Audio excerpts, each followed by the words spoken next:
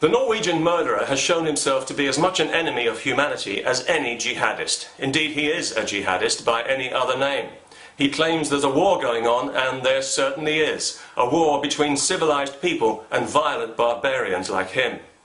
It sickens me to think that this kind of thing can still happen, when it must be obvious to even the most stupid among us that violence will never prevail because it will never win the hearts and minds of the people, the ones who are always left to pick up the pieces. How obvious does that have to be? You'd have to be a moron not to see it, or a fanatic.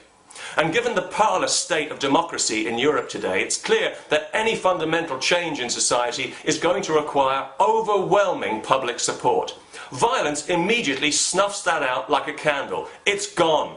This lunatic has murdered 76 innocent people and drawn hatred upon himself and everything he claims to believe in.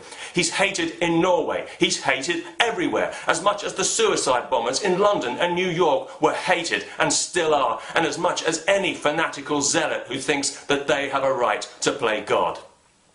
Violence is not the answer. It's never the answer. And we will never progress as a species until we drag ourselves out of this swamp of violence. And that's why anyone who uses or who advocates violence for any political reason is my enemy. No exceptions. I couldn't help noticing, however, in the aftermath of this atrocity, a rather unhealthy eagerness in some quarters to apportion blame by association, as if all critics of Islam are somehow complicit in this man's insanity. Well, that's very unfortunate, but given that the rules have now clearly been changed in this regard, I'll be very interested to see how many hate-preaching imams are blamed for the next Islamic atrocity. No one who criticises Islam or multiculturalism is in any way responsible for this lunatic's actions, and the criticisms are all still entirely valid.